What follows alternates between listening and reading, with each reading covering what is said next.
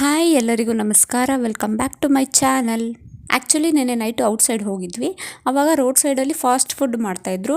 ಅದನ್ನು ನೋಡಿ ನನಗೆ veg pulao, veg rice bath ತಿನ್ನಬೇಕು ಅಂತ ಅನ್ನಿಸ್ತು. ಅದಕ್ಕೆ ತಿನ್ನೋಣ ಅಂತ ಅಂದ್ಬಿಟ್ಟು ಹೋಗಿದ್ದೆ. ಸಖತ್ತು ಟೇಸ್ಟಿಯಾಗಿತ್ತು, ಮಾತ್ರ ತುಂಬಾ ರುಚಿಯಾಗಿತ್ತು. ಆ ಥರ ನಾನು ಮನೇಲಿ ಟ್ರೈ ಮಾಡೋಣ ಅಂತ ಅಂದ್ಬಿಟ್ಟು ಒಂದು ಸತಿ ಟ್ರೈ ಮಾಡ್ತಾಯಿದ್ದೀನಿ. ಅವ್ರು ಹೇಳಿದ್ರು ಬರೀ ಕೊತ್ತಂಬರಿ ಸೊಪ್ಪು ಮತ್ತು ಪುದೀನ ಸೊಪ್ಪು ಒಂದೊಂದು ಕಟ್ಟು, ಒಂದೆರಡು ಹಸಿಮೆಣ್ಸಿನ್ಕಾಯಿ ರುಬ್ಕೋಬೇಕಾಗುತ್ತೆ ಅಷ್ಟೇ. ಇನ್ನೆಲ್ಲ ಮಾಮೂಲಿ ಬಿರಿಯಾನಿ ಮಸಾಲ ಹಾಕ್ಬಿಟ್ಟು ಮಾಡಿ ತುಂಬಾ ಚೆನ್ನಾಗಿರುತ್ತೆ, ರುಚಿಯಾಗಿ ಬರುತ್ತೆ ಅಂತ ಹೇಳಿದರು. ಅದೇ ರೀತಿ ನಾನು ಮನೇಲಿ ಟ್ರೈ ಮಾಡ್ತಾಯಿದ್ದೀನಿ. ಇವಾಗ ಕ್ಯಾರೆಟ್, ಬೀನ್ಸ್ ಮತ್ತು ಈರುಳ್ಳಿನ ಹೆಚ್ಚಿಟ್ಕೊಂಡಿದ್ದೀನಿ. ಅದಾದಮೇಲೆ ಒಂದು ನಿಂಬೆಹಣ್ಣಿನ ರಸ ಹಿಂಡಿಟ್ಕೊಂಡಿದ್ದೀನಿ. ನಿಂಬೆಹಣ್ಣಿನ ರಸ ಹಾಕೋಣ ಅಂತ. ಟೊಮೊಟೊ ಬಳಸಿಲ್ವಂತೆ ಅವರು. ನಿಂಬೆಹಣ್ಣಿನ ರಸ ಹಾಕಿ ಗ್ರೀನ್ ಕಲರ್ ಬರುತ್ತೆ ಅಂತ ಹೇಳಿದ್ರು. ಅದಾದಮೇಲೆ ಬಟಾಣಿ ನೆನೆಸಿಟ್ಕೊಂಡಿದ್ದೆ, ಅದನ್ನು ಕೂಡ ಇಟ್ಕೊಂಡಿದ್ದೀನಿ. ಇವಾಗ ರುಬ್ಬೋದಕ್ಕೆ ಒಂದು ಕಟ್ ಪೂರ್ತಿ ಪುದೀನ ಸೊಪ್ಪು, ಒಂದು ಕಟ್ ಪೂರ್ತಿ ಕೊತ್ತಂಬರಿ ಸೊಪ್ಪು, ಎರಡೇ ಹಸಿಮೆಣ್ಸಿನ್ಕಾಯಿ, 1 ಇಂಚು ಶುಂಠಿ, 1 ಉಂಡೆ ಬೆಳ್ಳುಳ್ಳಿ ತೊಗೊಂಡಿದ್ದೀನಿ. ಮತ್ತು ಅಕ್ಕಿನ 1 ಕಪ್ ಆಗೋಷ್ಟು, 1/4 kg ಆಗೋಷ್ಟು ಅಕ್ಕಿನ ತೊಳೆದ್ಬಿಟ್ಟು ನೆನೆಸಿಟ್ಕೊಂಡಿದ್ದೀನಿ. ಅದಾದಮೇಲೆ ಇಲ್ಲಿ ಬಿರಿಯಾನಿ ಮಸಾಲ ಮಾಮೂಲಿ ಚಕ್ಕೆ, ಲವಂಗ, ಮರಾಠಿ ಮೊಗ್ಗು ಮತ್ತು ಜೀರಿಗೆ, ಒಂದೇ ಒಂದು ಏಲಕ್ಕಿ ಇಟ್ಕೊಂಡಿದ್ದೀನಿ. ಅಷ್ಟೇ ಸಾಕು ಅಂತಂದ್ಬಿಟ್ಟು, ಜಾಸ್ತಿ ಖಾರ ಬೇಡ ಅಂತ ಎರಡೇ ಹಸಿಮೆಣ್ಸಿನ್ಕಾಯಿ ಹಾಕ್ತಾಯಿದ್ದೀನಿ ಅಷ್ಟೇ. ನಾನಿಲ್ಲಿ 1/4 kg ಮಾಡ್ತಾ ಇರೋದ್ರಿಂದ ನಾನು ಖಾರ ತಿನ್ನೋದಿಲ್ಲ, ಅದಕ್ಕೆ 2 ಹಸಿಮೆಣ್ಸಿನ್ಕಾಯಿ ಹಾಕ್ತಾಯಿದ್ದೀನಿ. ನೀವು ಬೇಕಂದರೆ ಒಂದು ಎಕ್ಸ್ಟ್ರಾ ಕೂಡ ಸೇರಿಸ್ಕೊಬೋದು, ತೊಂದರೆ ಏನಿಲ್ಲ. ಇವಾಗ ಕೊತ್ತಂಬರಿ ಸೊಪ್ಪು, ಪುದೀನ ಸೊಪ್ಪು, ಶುಂಠಿ, ಬೆಳ್ಳುಳ್ಳಿ ಮತ್ತು ಹಸಿಮೆಣ್ಸಿನ್ಕಾಯಿನ ರುಬ್ಬಿಟ್ಕೊತಾ ಇದ್ದೀನಿ. ನೀಟಾಗಿ ಪೇಸ್ಟ್ ಮಾಡ್ಕೊತಾ ಇದ್ದೀನಿ. ಸಣ್ಣಕ್ಕೆ ತರಿಯಾಗಿ ಬೇಡ ಅಂತಂದ್ಬಿಟ್ಟು ನುಣ್ಣಕ್ಕೆ ರುಬ್ಬಿಟ್ಕೊತಾ ಇದ್ದೀನಿ. ಇವಾಗ ಈ ಕಡೆ ಮಾಡೋಣ. ಕುಕ್ಕರಲ್ಲಿ 1-2 ಟೇಬಲ್ ಸ್ಪೂನ್ ಆಗೋಷ್ಟು ಎಣ್ಣೆ ಹಾಕ್ತಾಯಿದ್ದೀನಿ. ನಾರ್ಮಲ್ ಎಣ್ಣೆನೇ ಬಳಸ್ತಾ ಇದ್ದೀನಿ. ನೀವು ನಿಮ್ಮ ಮನೇಲಿ ಯಾವುದಿರುತ್ತೋ ಅದನ್ನು ಕೂಡ ಬಳಸ್ಕೋಬೋದು, ತೊಂದರೆ ಏನಿಲ್ಲ.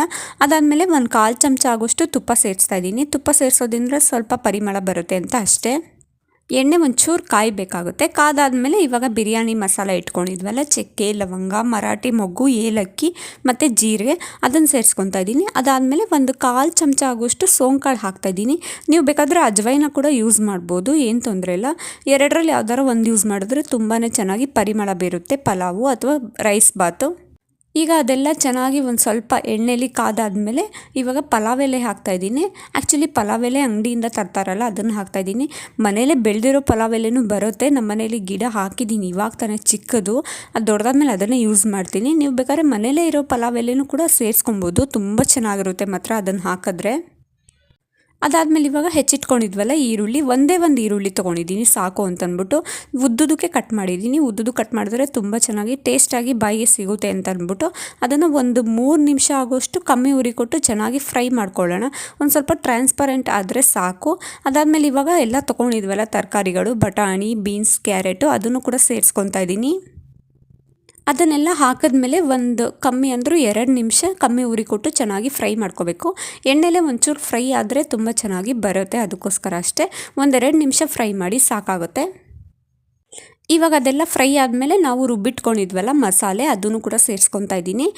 ರುಬ್ಬಿರೋ ಮಸಾಲೆ ಸೇರಿಸ್ಕೊಂಡಾದ್ಮೇಲೆ ಒಂದು 3 ನಿಮಿಷ ಚೆನ್ನಾಗಿ ಫ್ರೈ ಮಾಡಬೇಕು, ಏಕೆಂದರೆ ಹಸಿ ಸ್ಮೆಲ್ ಹೋಗಬೇಕು. ಈ ಪುದೀನ ಸೊಪ್ಪಿಂದು, ಕೊತ್ತಂಬರಿ ಸೊಪ್ಪಿಂದು ಸ್ಮೆಲ್ ಹೋಗಬೇಕು, ಅದಕ್ಕೋಸ್ಕರ.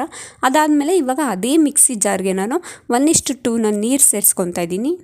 250 ಗ್ರಾಮ್ ಅಕ್ಕಿಗೆ 250 ಗ್ರಾಮ್ ನೀರು ಸೇರಿಸ್ಕೊಂಡು ಟೋಟಲ್ ಒಂದು 500 ಗ್ರಾಮ್ ನೀರು ಹಾಕ್ತಾಯಿದ್ದೀನಿ. ಅದೇ ಮಿಕ್ಸಿ ಜಾರ್ಗೆ ಹಾಕ್ತಾಯಿದ್ದೀನಿ. ಅದು ಹಾಕಿದ್ಮೇಲೆ ಚೆನ್ನಾಗಿ ಕುದಿಸ್ಬೇಕು ಅದನ್ನ, ಏಕೆಂದರೆ ಸಿಕ್ಕಾಪಟ್ಟೆ ಹಸಿ ಸ್ಮೆಲ್ ಇರುತ್ತಲ್ಲ, ಹಸಿ ಸ್ಮೆಲ್ಲೆಲ್ಲ ಹೋಗುತ್ತೆ. ಅದಕ್ಕೋಸ್ಕರ ಚೆನ್ನಾಗಿ ಒಂದು 5 ನಿಮಿಷನಾದರೂ ಜೋರುರಿ ಕೊಟ್ಟು ಚೆನ್ನಾಗಿ ಕುದಿಸ್ಕೊಳ್ಳಿ. ಆವಾಗ ಕುದಿಸೋದ್ರಿಂದ ನಿಮಗೆ ಹಸಿ ಸ್ಮೆಲ್ ಬರೋದಿಲ್ಲ, ಮತ್ತು ಕೆಳಗಡೆ ತಳ ಕೂಡ ಹಿಡಿಯೋದಿಲ್ಲ. ನೀವು ಕುಕ್ಕರೆಲ್ಲ ಕೂಗ್ಸಿದ್ಮೇಲೆ ತೆಗೆದ್ಮೇಲೆ ಅದನ್ನ ತಳನೂ ಹಿಡಿಯೋಲ್ಲ, ಅದಕ್ಕೋಸ್ಕರ. ಇವಾಗ ಕುದ್ದಿದ್ದಾಯಿತು, ಒಂದು 5 ನಿಮಿಷ ಚೆನ್ನಾಗಿ ಕುದಿಸಿದ್ದೀನಿ. ಅದಾದಮೇಲೆ ಇವಾಗ ತೊಳೆದಿಟ್ಕೊಂಡಿದ್ವಲ್ಲ ಅಕ್ಕಿನ ನೆನೆಸಿಟ್ಕೊಂಡಿದ್ವಲ್ಲ, ನೀರೆಲ್ಲ ಚೆಲ್ಬಿಟ್ಟು ಅದನ್ನು ಕೂಡ ಸೇರಿಸ್ಕೊತಾ ಇದ್ದೀನಿ. ಇದೆಲ್ಲ ಚೆನ್ನಾಗಿ ಕುದ್ಮೇಲೆ ಕೊನೆಯಲ್ಲಿ ಅಕ್ಕಿ ಹಾಕೋದ್ರಿಂದ ತುಂಬ ಚೆನ್ನಾಗಿ ಟೇಸ್ಟಾಗಿ ಬರುತ್ತೆ. ಉಪ್ಪು, ಹುಳಿ, ಖಾರ ಎಲ್ಲ ಚೆನ್ನಾಗಿ ಹಿಡಿದಿರುತ್ತೆ ಮಾತ್ರ, ಅಷ್ಟೇ ಟೇಸ್ಟಾಗಿ ರೋಡ್ ಸೈಡಲ್ಲಿ ಹೇಗೆ ಕೊಡ್ತಾರೋ ಹಾಗೇ ಇರುತ್ತೆ. ಅಕ್ಕಿನ ಸೇರಿಸ್ಕೊಂಡಿದ್ದಾದಮೇಲೆ ಕೊನೆಯಲ್ಲಿ ನಿಂಬೆಹಣ್ಣಿನ ರಸನ ಹಾಕ್ತಾಯಿದ್ದೀನಿ. ಒಂದು ಉಂಡೆ ಮೀಡಿಯಮ್ ಸೈಜ್ ನಿಂಬೆಹಣ್ಣನ್ನು ಪೂರ್ತಿ ರಸನ ಹಾಕ್ತಾಯಿದ್ದೀನಿ. ನಾನಿಲ್ಲಿ ಟೊಮೊಟೊ ಬಳಸ್ತಾ ಇಲ್ಲ, ನಾನು ಗ್ರೀನ್ ಕಲರ್ ಮಾಡೋದ್ರಿಂದ ಟೊಮೊಟೊ ಬೇಡ ಅಂತ ನಿಂಬೆಹಣ್ಣಿನ ರಸನೇ ಹಾಕ್ತಾಯಿದ್ದೀನಿ. ಅದಾದಮೇಲೆ ಕೊನೆಗೆ ರುಚಿಗೆ ತಕ್ಕಷ್ಟು ಉಪ್ಪು ಹಾಕಿ ಚೆನ್ನಾಗಿ ಮಿಕ್ಸ್ ಮಾಡಬೇಕು ಅಷ್ಟೇ. ಅದೆಲ್ಲ ಮಿಕ್ಸ್ ಆದಮೇಲೆ ಚೆನ್ನಾಗಿ ಒಂದು ನಿಮಿಷ ಕುದಿಸ್ಬಿಡಿ. ಅದಾದಮೇಲೆ ಕುಕ್ಕರ್ ಮುಚ್ಚಿದ್ರೆ ಆಯಿತು. ಮುಚ್ಚಿಬಿಟ್ಟು ಒಂದು 3 ವಿಜಲ್ ಕೂಗಿಸಿದ್ರೆ ಸಾಕು. ತುಂಬಾ ಟೇಸ್ಟಿಯಾಗಿರೋ ಸಖತ್ತಾಗಿರೋ ರೈಸ್ ಬಾತು ರೆಡಿಯಾಗಿರುತ್ತೆ. ಇವಾಗ ನೋಡಿ 3 ವಿಷಲ್ ಕೂಗಿ ಕಂಪ್ಲೀಟಾಗಿ ತಣ್ಣಾಗಿತ್ತು. ಕುಕ್ಕರ್ ಮುಚ್ಚಳ ತೆಗೆದು ತೋರಿಸ್ತಾ ಇದ್ದೀನಿ. ಎಷ್ಟು ಚೆನ್ನಾಗಿ ಉಪ್ಪು ಹುಳಿ ಖಾರ ಎಲ್ಲ ಚೆನ್ನಾಗಿ ಹಿಡಿದಿದೆ, ಅಷ್ಟೇ ಟೇಸ್ಟಿಯಾಗಿ ಬಂದಿರುತ್ತೆ. ನೀವು ಕುಕ್ಕರ್ ಮುಚ್ಚಳ ತೆಗೆದ್ಮೇಲೆ ಒಂದೇ ಒಂದು ನಿಮಿಷ ಹಾಗೆ ಬಿಡಿ, ಅದು ಹಬೆ ಎಲ್ಲ ಹೊರಗಡೆ ಹೋಗಿ ಚೆನ್ನಾಗಿ ಉದ್ರುದ್ರಾಗಿ ಬರುತ್ತೆ. ಅಷ್ಟು ಸೂಪರ್ ಆಗಿರುತ್ತೆ. ನೀವು ಈ ರೀತಿಯಾಗಿ ಮಾಡಿದ್ರೆ ಮನೇಲಿ ಎಲ್ಲರೂ ಕೂಡ ಇಷ್ಟಪಡ್ತಾರೆ. ಮನೇಲಿ ಒಂದು ಸತಿ ಈ ರೀತಿಯಾಗಿ ಟ್ರೈ ಮಾಡಿ. ನಿಮ್ಮ ಮನೇಲಿ ಯಾವ್ಯಾವ ರೀತಿ ರೈಸ್ ಬಾತ್ ಮಾಡ್ತಿರೋ ಮಾಡಿ. ಅದ್ರ ಜೊತೆ ಇದು ಕೂಡ ಒಂದು ಸಖತ್ತು ಟೇಸ್ಟಿಯಾಗಿರುತ್ತೆ. ಈ ಥರನೂ ಒಂದು ರೈಸ್ ಬಾತ್ ಮಾಡಿ, ಸಖತ್ತು ಟೇಸ್ಟಿಯಾಗಿರುತ್ತೆ. ಅಷ್ಟೇ ಸಿಂಪಲ್ಲು, ಬೇಗನೆ ಮಾಡ್ಕೊಂಬಿಡ್ಬೋದು. ಎಲ್ಲರೂ ಕೂಡ ಇಷ್ಟಪಡ್ತಾರೆ. ನೋಡಿದ್ರಲ್ಲ ಈಸಿಯಾಗಿ ರೈಸ್ ಬಾತ್ ಹೇಗೆ ಮಾಡೋದು ಅಂತ. ನೀವು ಮನೇಲಿ ಟ್ರೈ ಮಾಡಿ ಹೇಗಿತ್ತು ಅಂತ ನನಗೆ ಕಮೆಂಟ್ ಮಾಡಿ. ಇನ್ನು ಯಾರೆಲ್ಲ ನನ್ನ ಚಾನಲ್ನ ಸಬ್ಸ್ಕ್ರೈಬ್ ಮಾಡಿಲ್ಲ, ಪ್ಲೀಸ್ ಸಬ್ಸ್ಕ್ರೈಬ್ ಮಾಡ್ಕೊಂಡು ನೋಡ್ತಾ ಇರಿ. ಮುಂದಿನ ವಿಡಿಯೋದಲ್ಲಿ ಸಿಗ್ತೀನಿ. ಈ ವಿಡಿಯೋ ನೋಡಿದ್ದಕ್ಕಾಗಿ ಎಲ್ಲರಿಗೂ ಧನ್ಯವಾದಗಳು.